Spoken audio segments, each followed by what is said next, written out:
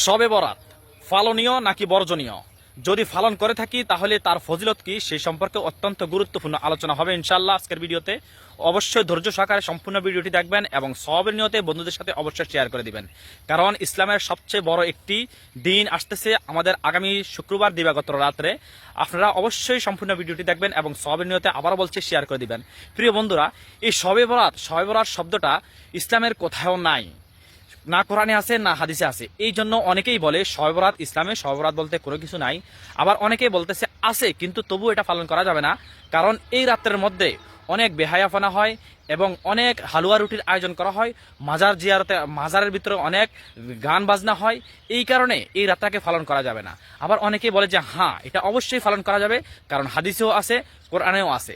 কেমন আছে প্রিয় বন্ধুরা? যারা বলে এই রাত্রে এই শবে বরাত কোনো শব্দ কোরআনের মধ্যে নাই, হাদিসের মধ্যে নাই, এই জন্য এটা পালন করা যাবে না। প্রিয় বন্ধুরা, আমি তাদেরকে বলি, যারা বলতেছে হাদিসের মধ্যে শবে বরাত কোনো শব্দ নাই এবং কোরআনের মধ্যে কোনো শবে বরাত কোনো শব্দ নাই, প্রিয় বন্ধুরা, তাদেরকে উদ্দেশ্যে আমি বলবো, কোরআনের মধ্যে নামাজ কোনো শব্দ নাই, হাদিসের মধ্যে নামাজ কোনো শব্দ নাই, রোজা কোনো শব্দ নাই, বিবাহ কোনো শব্দ নাই, তবু আমরা নামাজ পড়ি, তবু আমরা রোজা রাখি, তবু আমরা বিবাহ করি। কারণ কোরআনের মধ্যে আছে নামাজের অপর নাম, যে কোরআনের মধ্যে আছে সলাত, হাদিসের মধ্যে আছে সলাত, এবং রমজানের রোজার কোরআনের মধ্যে আছে রমাদান, বিবাহ কোরআনের হাদিসের মধ্যে আছে নেকাহ। ঠিক তেমনি করে শবে বরাতও কোরআন এবং হাদিসের মধ্যে আছে নিসফমিং শাবান।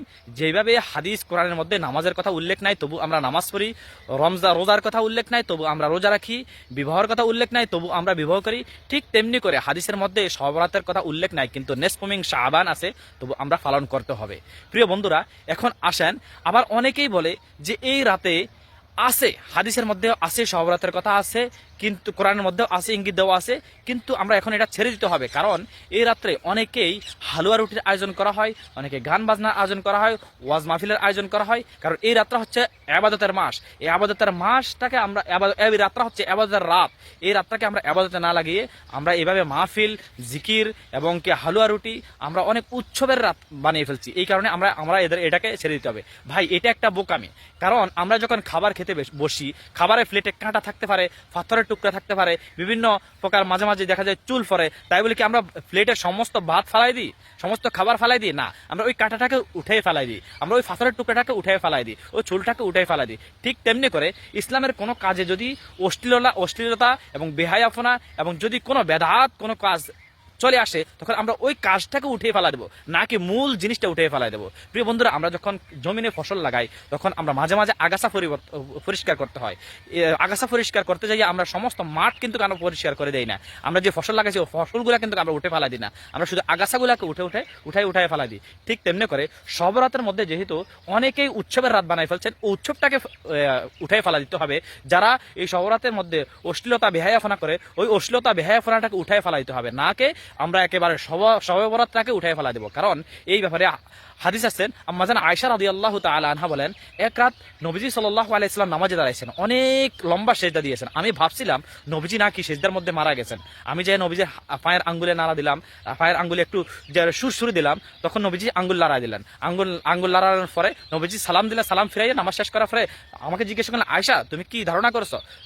আম্মাজান আয়েশা রাদিয়াল্লাহু তাআলা আনহা বলেন, আমি ধারণা করছি আপনি নাকি নামাজের মধ্যে মৃত্যুবরণ করেছেন। নবী করিম সাল্লাল্লাহু আলাইহি সাল্লাম বলেন, তুমি কি জানো আজকের রাতটা কি? আজকের রাতটা হচ্ছে লাইলাতুন নিসফু মিন শাবান। এই রাতে আল্লাহ তাআলা বান্দার প্রতি মনোযোগ দেন এবং বান্দা যারা ক্ষমা চায় তাদেরকে ক্ষমা করে দেন, যেন অনুগ্রহ প্রার্থী তাদের প্রতি অনুগ্রহ করেন, এবং যারা বিধ্বস্ত তাদেরকে তাদের অবস্থায় ছেড়ে দেন। অর্থাৎ এই রাত্রে বনু কালবের মতো একটি গোত্র, বিশাল বড় গোত্র ছিলেন, ওই গোত্র প্রচুর পরিমাণ দুম্বা বেড়া বকরি ফালতেন। ওই গোত্রের দুম্বা বেড়া পরিমাণ বেড়াতে যত ফসম আছে, ওই ফসম পরিমাণ মানুষ থেকে আল্লাহ মানুষের গুনাহ ক্ষমা করে দেন। প্রিয় বন্ধুরা, এই রাতটা অত্যন্ত ফজিলতের রাত। আমরা অবশ্যই এই রাতটা ইবাদতের মাধ্যমে আমরা কাটাবো, আল্লাহ তাআলার নিকট ক্ষমা চাবো এবং আল্লাহ তাআলার নিকট আমাদের যা চাওয়া আছে আল্লাহ তাআলার নিকট চাবো, আল্লাহ তাআলা আমাদেরকে দিবেন। এই রাতটা অবশ্যই আমাদের মাথায় রাখতে হবে। এই রাত কোরআন হাদিসের মধ্যে আছে, যারা বলতেছে নাই তারা ভুল বুঝতেছে। প্রিয় বন্ধুরা, ভিডিওটা যদি আপনি একটু বিন্দু পরিমাণ যদি প্রয়োজনীয় মনে থাকেন, অবশ্যই ভিডিওটা শেয়ার করে দেবেন। আসসালামু আলাইকুম ওয়া রাহমাতুল্লাহ।